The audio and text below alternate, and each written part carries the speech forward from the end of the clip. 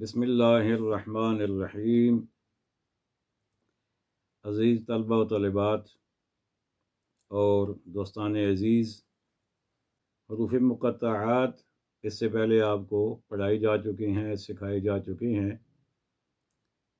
آج کا سبق بھی اسی حوالے سے ہے، کچھ نئی چیزوں کے ساتھ۔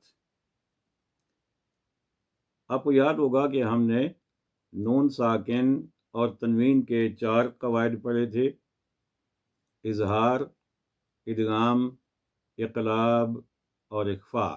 تو وہ جو قواعد ہیں ان کا اجراء حروف مقطعات میں بھی ہوتا ہے۔ حروف مقطعات میں بھی وہ قواعد، ان کا خیال رکھا جاتا ہے اور وہ استعمال کیے جاتے ہیں۔ تو آئیے دیکھتے ہیں کہ ان میں سے کون سا قاعدہ کس حروف مقطعات کے مجموعہ میں استعمال ہوا ہے اور آیا ہے۔ اس حوالے سے حروف مقطعات میں سے 2 کلمات ایسے ہیں کہ جن میں اخفاء کا قاعدہ آیا ہے۔ نون ساکن اور تنوین کے بعد حروف اخفاء میں سے جو کہ 15 ہیں، ان میں سے کوئی حرف آ جائے تو وہاں پر اخفاء ہوتا ہے۔ تو وہ 2 کلمات، ان میں سے پہلا ہے عین سین قاف۔ تو یہاں دیکھیے، عین آخر میں نون ساکن ہے اور اس کے بعد سین حروف اخفاء میں سے ہے، تو یہاں ایک اخفاء ہوا، اور دوسرا سین، اس کے آخر میں نون ساکن ہے اور اس کے بعد قاف حروف اخفاء میں سے ہے، تو یہاں دوسرا اخفاء ہوا۔ تو یہ جو 3 حرفی کلمہ ایسے کہیں حروف مقطعات میں سے یہ ہے، تو اس میں 2 دفعہ ادغام ہوا ہے۔ اس کو میں ایک دفعہ پھر پڑھ دیتا ہوں: عین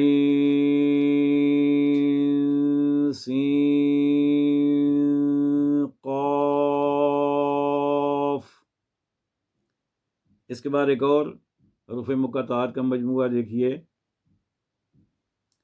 کاف، ہا، یا، عین،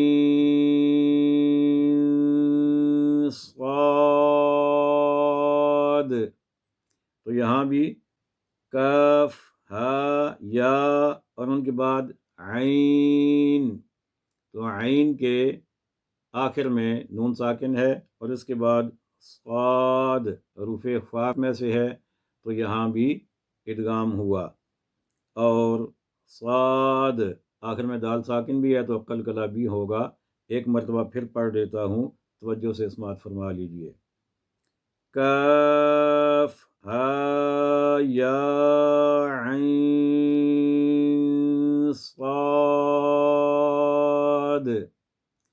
تو آج ہم نے حروف مقطعات کا ایک اور سبق پڑھ لیا، اور اس میں ہم نے یہ سیکھا کہ حروف مقطعات میں بھی قواعد کا اجراء ہوتا ہے اور ان کا خیال رکھ کر اسے پڑھا جاتا ہے۔ اللہ تعالی ہمیں پڑھنے کی، سمجھنے کی، عمل کرنے کی، آگے پہنچانے کی توفیق عطا فرمائے۔